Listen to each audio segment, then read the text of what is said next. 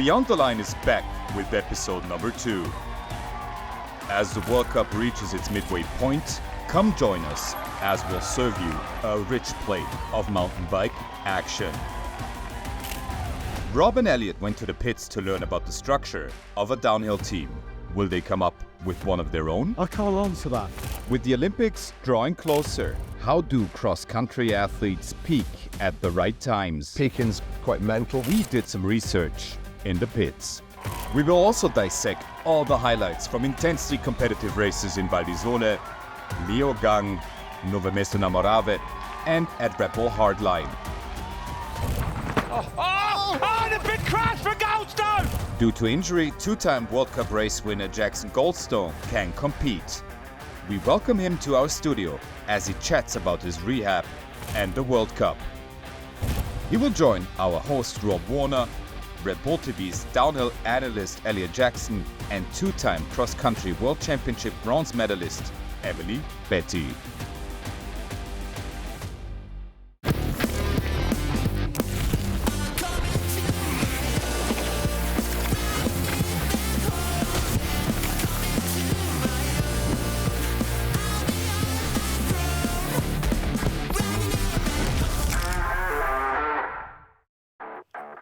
Hello and welcome to another Beyond the Line. We're right in the middle of the bike season now. The World Cup races are coming thick and fast. We had 2 downhills and 2 cross-country since our first show, so there's plenty for the 2 E's, Emily and Elliot, to get stuck into. Emily, a spectacular start for the World Cup, for the cross-country World Cup down in Brazil. The whole circus has now moved up to Europe for these last 2 races, and very different looking races, right? Yeah, I mean, I quite like seeing the World Cup circuit go to different places around the world, but certainly coming back to Europe and watching some of the top superstars perform and win these races, very impressive to see. Making their return with some success. We're going to talk a lot more about cross-country a little bit later in the show. Let's start things off, though, with downhill, and let's start things off with the 10th anniversary of Red Bull Hardline Wales, back in Snowdonia National Park. And, Elliot, I'm going to say that this one was by far the best hardline we have ever had. It was absolutely insane from the start to the finish. It was insane. It was. I mean, you and I got to talk to G. Atherton on the podcast, and he was just so keen to make it gnarly again. Make it terrifying. He succeeded. Terrifying. Yeah. 90-foot jumps, really taking the track back to that kind of raw origins, and I think he nailed it. He did. He absolutely did. They wanted, that's right, to make the bits in between the features as difficult as the features. We know there's some massive stuff that was tested this year that's going to come in next year. But yeah, what an event.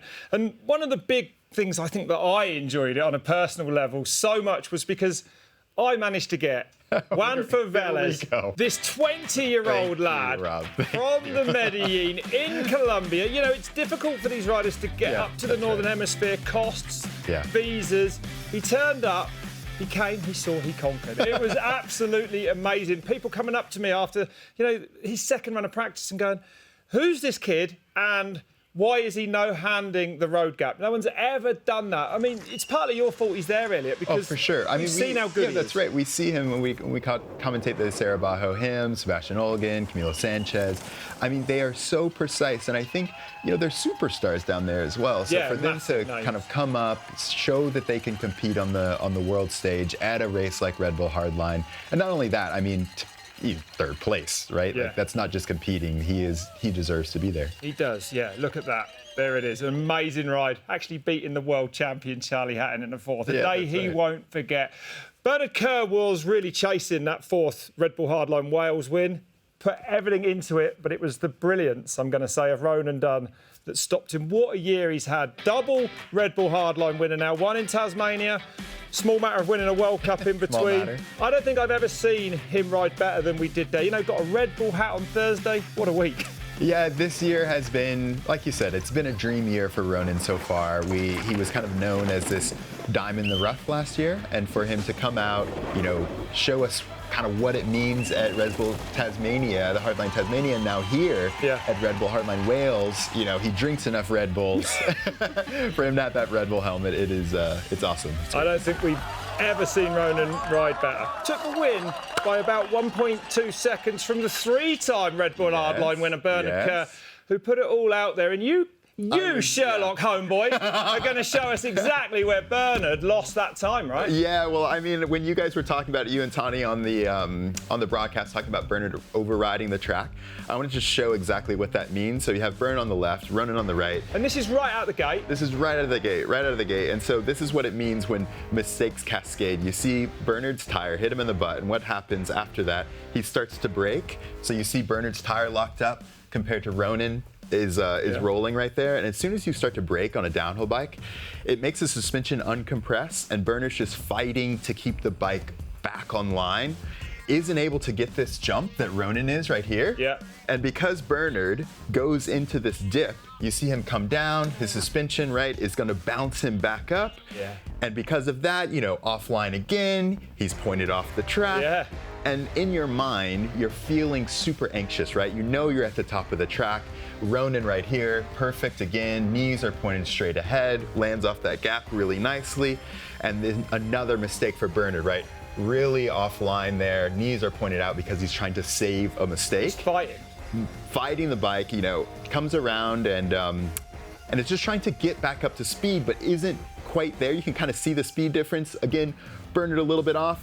And then, Rob, there's your 1.2. 1.2. Wow. And how easy is it, though, to overdo it at the top of a run like that? The tiniest mistakes, I guess, in XCO cross-country, at least you get a little bit longer to recover. I mean, basically, that was it. It's kind of done there and then. When Ronan's riding like that, you're not going to pull that time. Yeah, in XC, we have little featured sections like that. So when you're offline, it does take you quite a few seconds to kind of get retracked and back into the flow of things. Yeah. So I get it. Yeah, absolutely. Well, you're going to love this, Emily, because in 2022, it was another man who turned up, set a new course record, and was the youngest ever winner of Red Bull Hardline. Jackson Goldstone becomes the youngest winner of Red Bull Hardline. Goldstone's so creative. Yeah, I'm really on a grind. 247, 365. And you know what it's like. 247, 365. Hustling, really, man, I gotta get mine. 247 to the 365.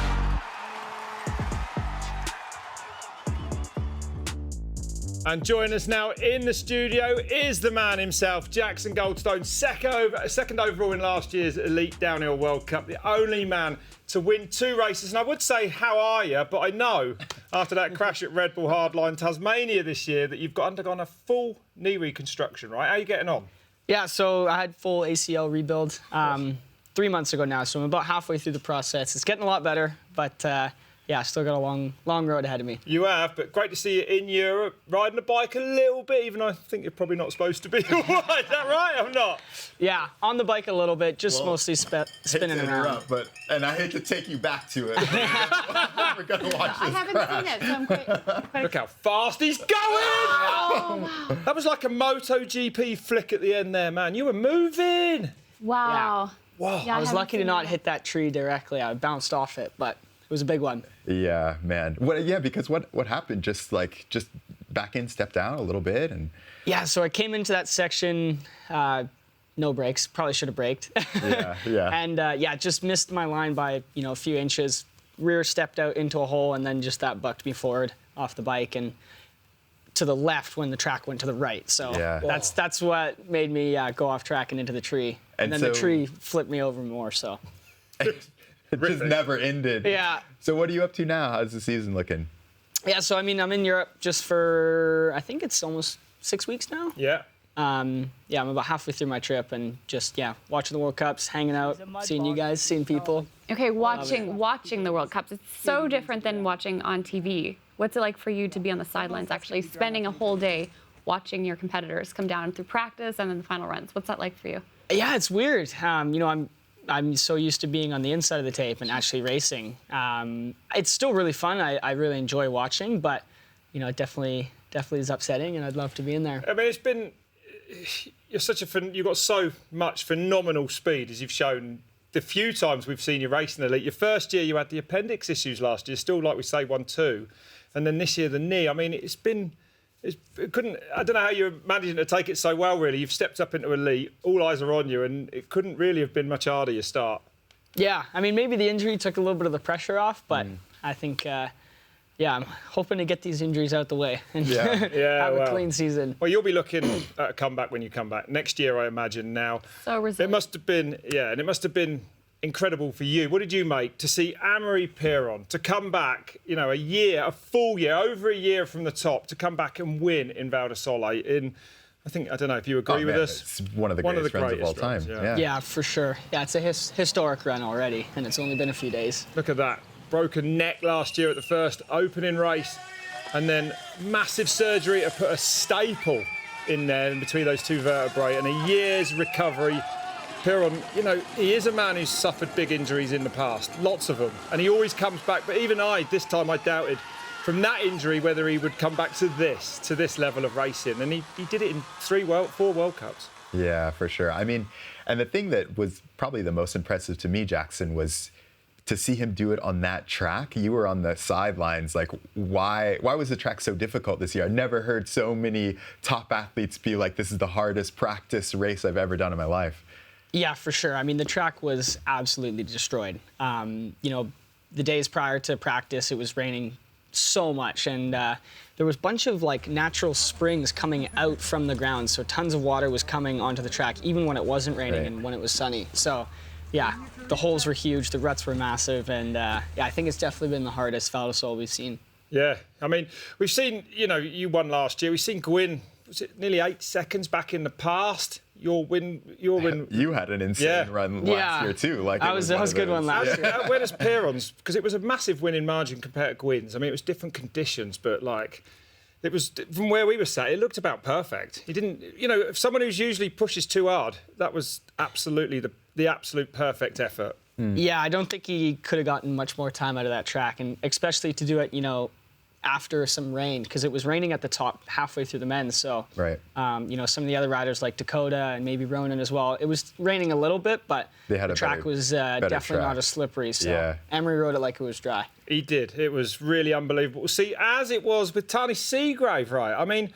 coming back as well, so many riders in down who do get hurt. Tani suffered a massive concussion. We saw her racing last year, but she didn't really get back to the dizzying heights of World Cup wins, and this was the first one in a long time for her. Yeah, I mean, we talk about, kind of the physical recovery of injuries. And I think with the head injury, that a lot of it's mental. And I think a lot of it is building your confidence back up. I think so many people saw Tani, heard Tani, and were kind of wondering, is she ever going to be the same rider? So yeah, that's right. I mean, what's it like, Emily, in cross country? Because at downhill, you sort of, it's hard to find the level. Well, I guess you might have more idea in XC when you come back of where you're at from your numbers. I don't know. I mean, our injuries are a lot less severe. It's usually collarbones or wrists or something like that. But I think when you see your other competitors recovering from such serious injuries, I don't know, it kind of gives you that mental edge that you can do it.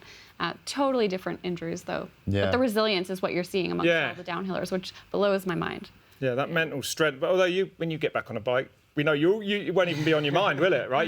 You literally right now, I guess, all you can think about is going as fast as you can.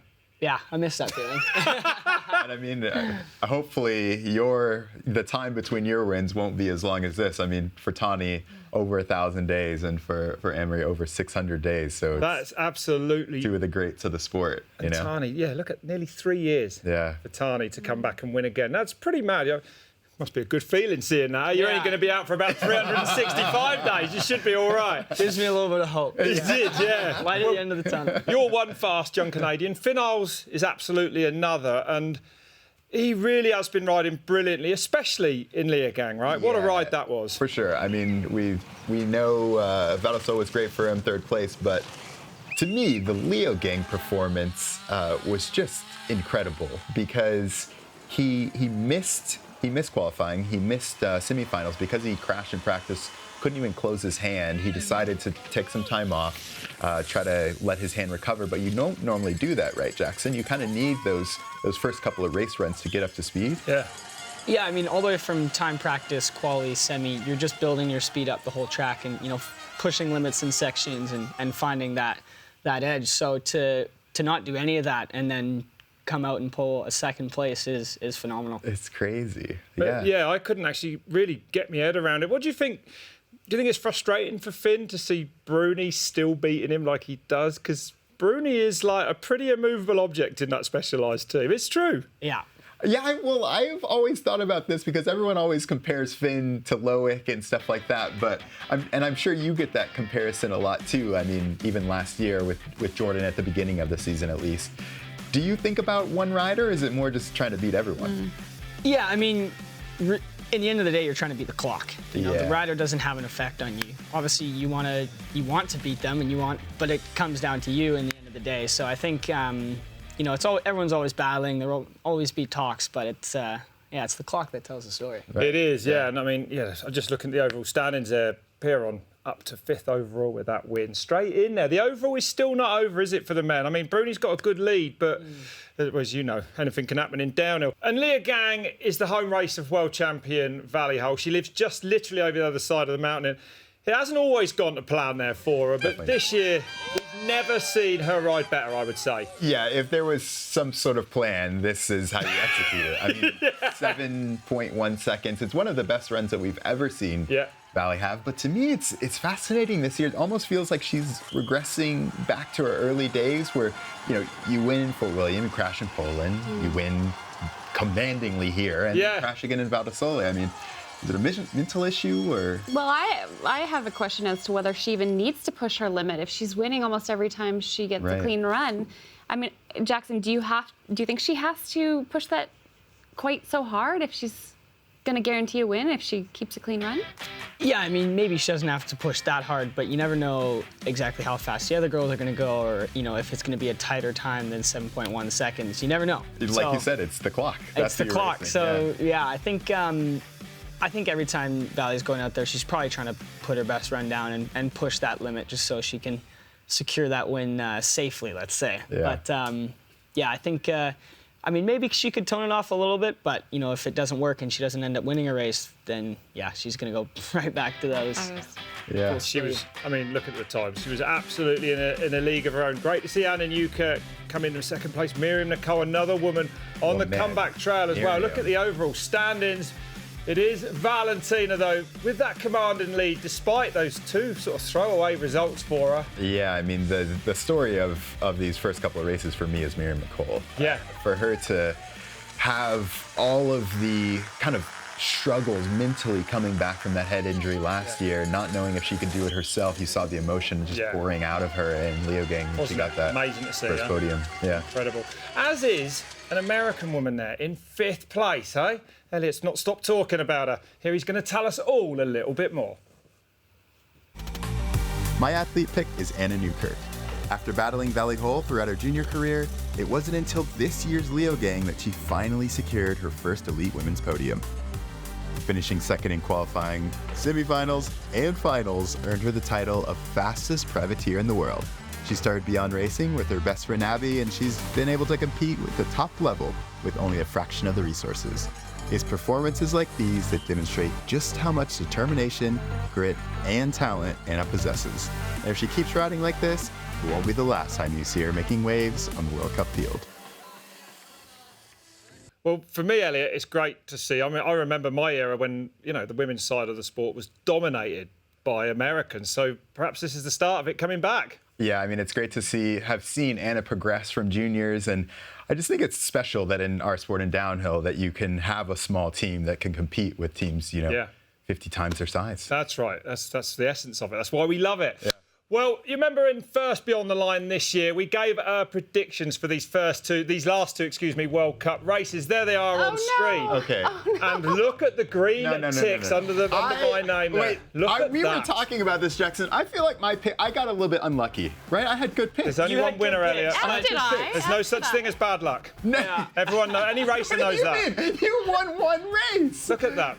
Bruni, Valentina Höll, big green ticks, which means I don't have to do the challenge, but you both failed. Your guy didn't even I'm sorry start about the this, race. Emily, but you're gonna have to get physical for me. It's gonna be press ups or it's gonna be squats. Who's doing what? How many? 25, 30. 25. Okay. 25. What? All right, and while they're doing that, let's have a look at our predictions that we gave for Leger, the race coming up in a couple of weeks' time. Now, let's see who we predicted. I've gone for Bruni Valentina Höll. Emily has gone for Bruni Seagrave. You're wrong again. It's not me doing the Emmy, perfect. Love your form. Okay. Love your form. Eliot, could you just flatten your back a little bit, please? What would you do, James? Who would you go for? Eliot, keep that bum down. Who would you go for? I think all these are pretty safe picks. Definitely someone's going to get at least one of these right. Oh my goodness, mate. How was that? Good work. You didn't do 20 there. A little quick for 20. Are you counting? Yeah, I was. Were you? I'm actually a machine. I don't know. What do you reckon? Anyway. He's sweating, that's enough. That's enough. Jackson, I'm going to say thank you very much for coming in. I guess you enjoyed that as much as I did. That was a lot of fun. Thanks. I'm going to let you go, mate. Good luck with the recovery. Good luck with the rest of the year. Thank you. Perfect. Jackson, so good to have you. And clearly, Eliot doesn't have the fitness for World Cup racing, and nor do I, to be quite honest. So when we were in Leogang, we decided that we needed to take a completely different approach.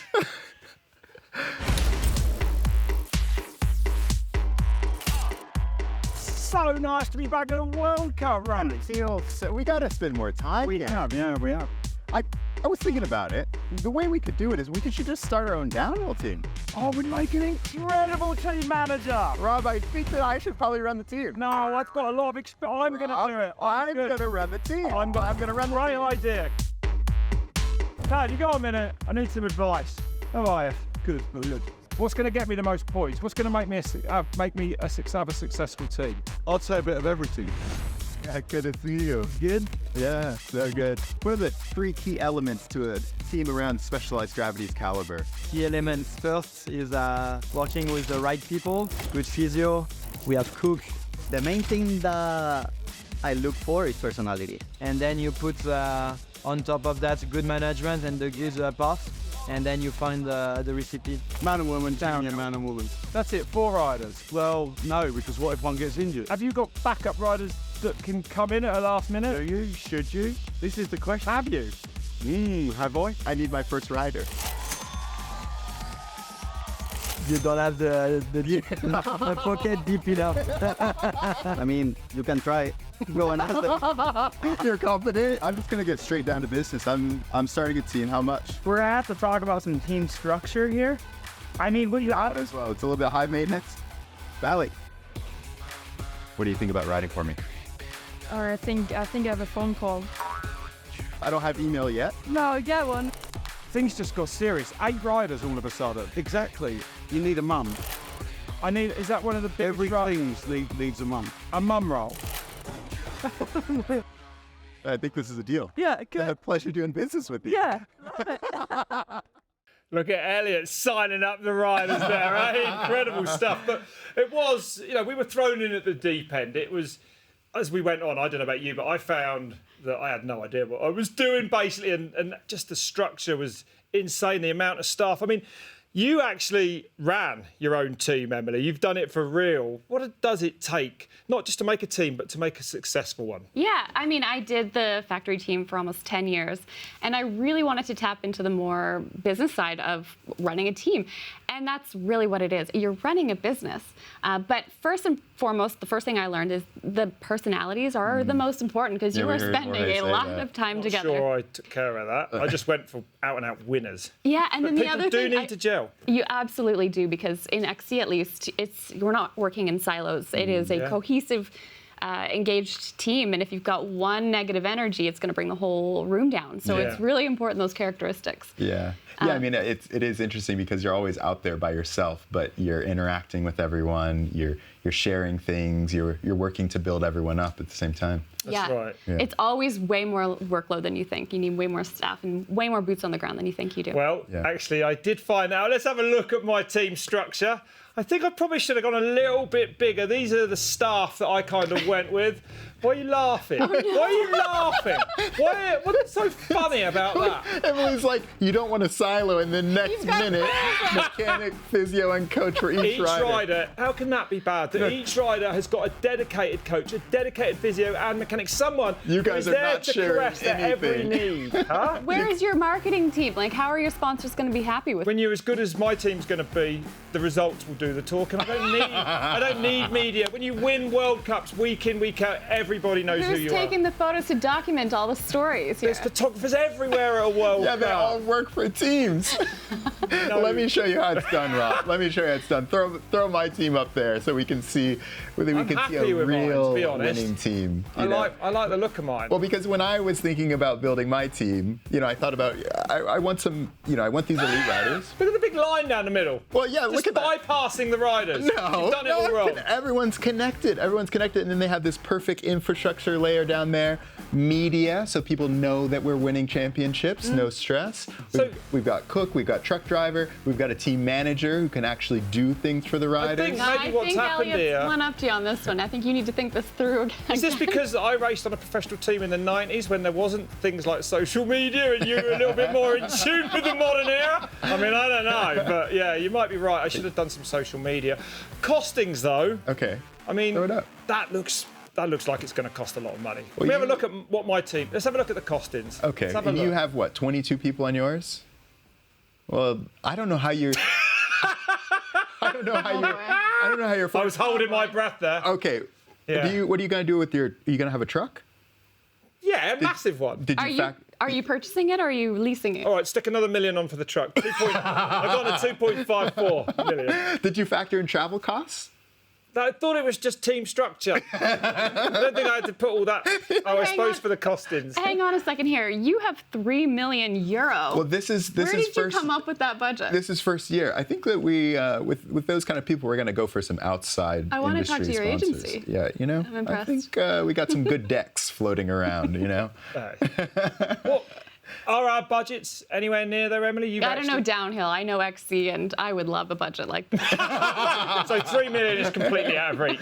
Yes, absolutely. Right, Okay, we're going to leave downhill then. Elliot, that's enough on downhill today. And we're going to turn our attention now, thank you, to cross country and to the art of being at your very best on the big day. One thing's for sure, we're all peaking for this. Peaking, I think, is having all your energy, all your confidence and all your power on a certain day in the year and kind of exploding into action. We always try to plan, but a plan is just a guideline sometimes to have an overview for the season, which kind of races you want to peak. I'd set goals of where I wanted to be at every World Cup, and where I was in Brazil was exactly where I wanted to be. I think for each athlete it's different, but you have the off-season where you create the base for the season. I call it balance. So for me, peaking's quite mental. You're building up to a goal all the time, and key points for peaking, I mean, are a lot of people overtrain. You still need adequate rest. You need the right interval work, the specific demands of the sport, and you need good vibes. If you don't do that many races, you need to perform well in the ones you do. If not, you drop back, and this is always a bit of a gamble, but in the past it worked out quite well for me. Performing over the season, it's the hardest, I think. A lot of races where you can perform and show your shape as well.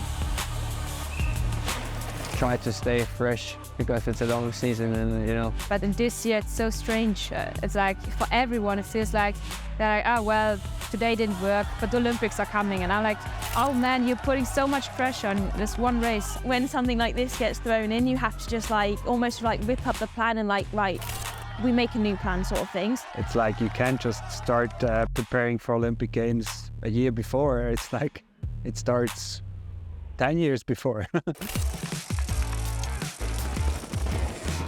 Because it's not that you're building your shape in just 200 days, it's a long process to get there. It's such a special race in the sense of, I think it's really hard to predict, it could be, I think it's a really open race. We have seen it in the past that the ones who were the strongest physically were not the strongest mentally, and they just collapsed at the Olympics. Some riders are really, really fast and put all the energy in, but they forget sometimes the mental strength, and then at the Olympics they dropping down. But I think you just have to be smart. You can't win every race in an Olympic year or in any year. Yeah, the mental game is, in the end, is a big part. To me, mental preparation is everything. You can have good legs, but you need to be super sharp in the head and the legs. And again, to me, that means that you need to, in terms of peaking, you need to have spent the right time away from the sport, in the sport, with family, on your own, And you need the right reason in your head to kind of put yourself in the hurt box on race day.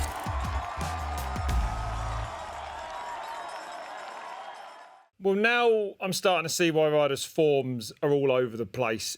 It's everything around that rider needs to be right for someone to peak. Is that how it is? Yeah, I really liked that the riders are focusing on what they need to be focusing on, and that's controlling their mental aspect of it. But I do think the physical side of things is quite interesting, and I would love to show you a quick graphic of a high level so that everyone at home can kind of understand what we're looking at here. So this graph is a simulation of a full year, a full 365 days. We've got our winter months here, our spring races, ideally our peak performance here at World Championships for a normal year, and then our deloading season that we recover and then we start fresh. So we in the winter months, we're lots of volume. We're building that big foundation, that base. Hours and hours on the bike. Yeah, we're talking over the course of the year, 800 to 1,000 hours. So this is big volume. Because once we get into some traveling, we need to scale back that stress loads because now we have all these new stimulations of traveling and the races themselves. So we increase our intensity here to simulate race, to sharpen the sword sort of thing. Yeah, so now we're just changing the energy systems. We're still loading the body with stress, but we're reversing it to be a more race-specific stress load. So a normal year, our form would start here and we would peak, July, August at World Championships. That'd be a normal year. But this year is not a normal year because there's an even bigger race at the end of July. Exactly. Paris. But not for all athletes. A lot of athletes, like we know Pauline, gets the reassurance of knowing she's going to the games, so she doesn't have to have that added stress. So what does that look like this year? Are you trying to peak twice or? Yeah, the added stress you're talking about is there's another peak they need first just to qualify, to even make sure they're going to be in Paris, right? Exactly. So we have, the Swiss, the French, the Americans. Which is why we saw such weird results in the early 2 World Cups. Yep, because they've had to cram all of this so that they're peaking here. Yeah. But then they need to detrain the stress, reintroduce more volume so that they can then have another peak here and then finish the season at the end of the year. A much harder ask then, right? Yeah. Very hard to get it right the second time. You're kind of just managing what energy you have left. So Pauline has a massive advantage, it looks like to me. Is that fair to say? Let's have a look at this. What's this one? Yes, so this is a more zoomed in version. This is a month's worth of training. We want to simulate this as many times as we can. So we're loading the body with stress. Maybe this is an 18-hour, a 24-hour, a 30-hour. Then you do it again, you take some rest, you do it again, it's 25, 30, 30, rest. And for sure, Rob, you were telling me that Pauline had this mask on. Well, that picture of Pauline there is from the OKK Bike Revolution, a smaller race she did, a month ago? So 2.5 months or so out from the Olympics. And afterwards, that was her post-race interview after she'd won, I was with Anneke Langvad and we were like, Pauline is serious. She doesn't even want to get a cold now. And I was like, yeah, that's crazy. We're like 3 months nearly away from the Olympics. She can afford a week off with a cold, but this disproves that, right? This is why she can't. Exactly. These are the most important times because you're trying to manage your stress, and getting sick will compromise the whole structure. So you might have... A month could go. A whole month can be compromised. So if you met Pauline here and she was trying to avoid being sick, it's so that she can't, so that she can still proceed with the next 60 hours of training that she's about to building up. She would much rather be sick on week 3 once she's got all of her fitness than week 1 before she gains all of it. I mean, ideally, you're not getting sick because it's a controllable thing, but it does happen. So we're trying to manage that as best as we can. It's a controllable thing. The science in these, the riders that. It's actually unbelievable, and someone like Pauline that just does it time and time again. It's the discipline, everything about it is bonkers, isn't it? But if you can master that art, then maybe you can enjoy that sort of success. Yeah, absolutely. I mean, her alone just not doing those Brazil traveling races. She was doing big volume, where the other athletes are cutting the volume, doing hard races. Now they're in new time zones, different climates. It's a lot of different stress that some of these athletes are doing that others don't have to. Well, no doubt then that Pauline can perform under demand. She's proved it so many times, especially actually at the last 2 World Cups, that she just turned up and won. No wonder then she's Emily's Athlete Pick of the Week. Pauline Ferrand-Prevot is certainly known for her ability to consistently perform at the top. winning over 12 elite world championship titles. But it's her composure when she decides to take control of the race that sets her apart from the other athletes and impresses me the most. Winning a World Cup effortlessly while in the depth of training once again showcases her ability and skills and has us all eagerly waiting to see if she can check the one box she has yet to do in her career next month. That performance was so elegant to watch. She looks like a dancer, a ballerina, if you will, on her bike, doesn't she? It was flawless to watch her perform. When Pauline is on form like that, she is an absolute maestro, isn't she? Like, there's nothing going to stand in her way. You know, to come in and win back-to-back World Cups like that with relative ease, and all those world titles we spoke about, and all those different disciplines, cyclocross, the road, you know, everything. Is she? It's a big statement, but surely she is the greatest female cyclist there's ever been, right? I mean, it is a strong statement, but I think she's definitely earning that title. And just needs a gold medal. Yeah, at the Olympics. She certainly wanted to test her skills and where she's at physically this time of year because she didn't make the trip down to Brazil. So she definitely flexed her fitness, and you could see that it was almost coming easy watching Val di Sole. when we were looking at it, I mean, didn't even feel like she was breathing hard, and it just felt like another day in the office when she came off. It wasn't like she was over the moon or anything. She's like, this is right on plan. Absolutely. I mean, she knows these tracks, so she probably didn't have to put too many days into it in advance. She was able to train through this race. But watching her in the early parts of the race and judging how it almost looked like she was trying to learn, you know, how Pook was racing amongst her, but then realized she didn't need to stick around. There wasn't much to learn, and so she just kind of, when she was ready to go, she just... We can see the winning margin there on the wall, 1:02. It was a little bit more back in 2022. I think Pauline, she definitely backed it off at the end of that race. That could have been a much bigger winning margin, don't you think? If she was under pressure, but there's nobody that can challenge her right now. No, there's not. I remember in 2022 in Luana, that was that year that she was just demolishing the competition.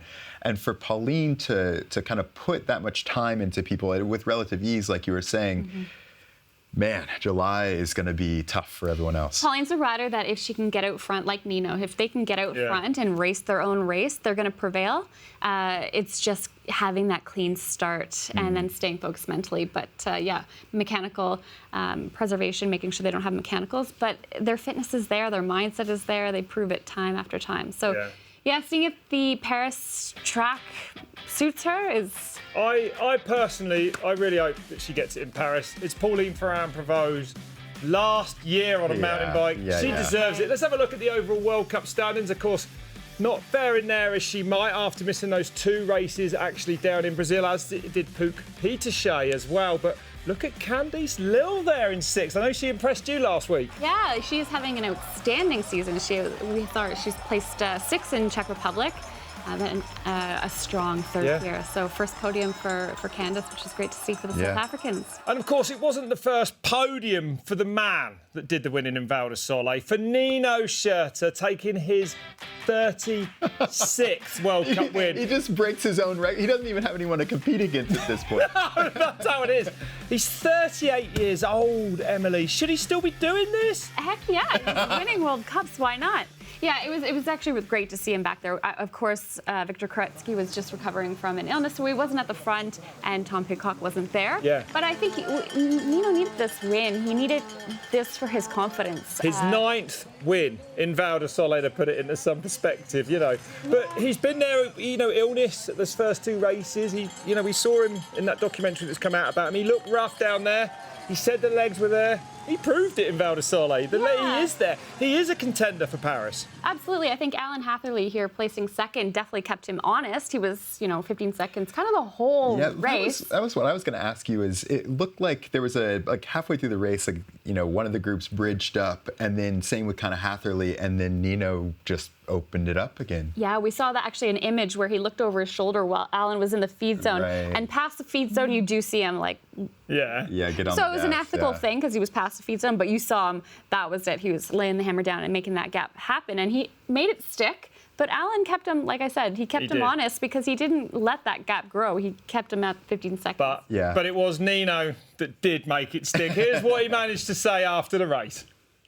Yeah, I knew I'm in great shape. I had a great feeling already in short track, and coming into this weekend, I could feel I'm I'm in a good state, and then I knew I need to do a hard race from the beginning. It's a track where you like drafting doesn't help really a lot, so you can just go for yourself. And my strategy was from the beginning go flat out and put the other under pressures, and went quite well. Super happy to win here again. Yeah. Well, I don't know about you, but I love watching Nino win. I love watching him ride at the front, doing his own thing. Like, there is no one like him, huh? Well, that's not quite true, actually, is it? Because at the race before that, the World Cup before that in Nove Mesto, there is a certain hurdle that stands between everyone and winning another mountain bike race again, ever. Tom Pidcock, taking his 4th win in Nove Mesto Namaravi. The defending Olympic champion. He only turned up there because he needed that to get to Paris. I mean, what do you make of that? Can anyone stop Pidcock? I mean, he's raced 9 mountain bike World Cups now, and he has won 6 of them. Really? That's wild. Yeah. That's wild. He's a superstar. He's a superstar in every discipline he dabbles in, and he's certainly Nino's biggest rival when it comes to winning championship titles now. He really is. And I mean, the mountain bikers are always on their mountain bikes getting ready for Paris. He jumped on a mountain bike just a week before this performance in Nove Mesto. He barely gets on the mountain bike, and we all know that it's very difficult. Only a handful of riders can switch seamlessly between the road and the off-road bike. But he does it. Just to remind you guys too, he is racing the Tour. What is it? 8 days before it finishes. The Tour de France, 3 weeks of the most horrific riding you could ever think of, right? It's about 200 miles a day, isn't it? And he's then got to try and he's going to pick for the Olympics and then have to try and relax for 8 days and be good at the Olympic Games on a completely different bike. It's impossible, right? Isn't it? Well, I mean, what's impossible? He's going to define it. If anyone is going to, if there's anyone that can do it, it's got to be him. How can anyone have anything left in their legs after 3 weeks of riding up and down the French Alps? OK, let's have a look at the overall World Cup standings then for this year's men's cross-country elite category. And it is a Frenchman at the top, a man with his eyes set firmly on that massive prize in Paris as well. Victor Koretsky, look at Schurter though, right there in the overall. Mad to see. Blevin's dropping back a little bit, but those are the peaks we're talking about. Those American riders, they're now kind of trying to recover before they work again for that second peak, the Paris peak, as I'd call it. Is that right? Yeah, absolutely. It's quite interesting to see how many Swiss are back in that top position. Right. In Czech, we had 4 in the top 8 or 5 in the top 12. It was so surreal.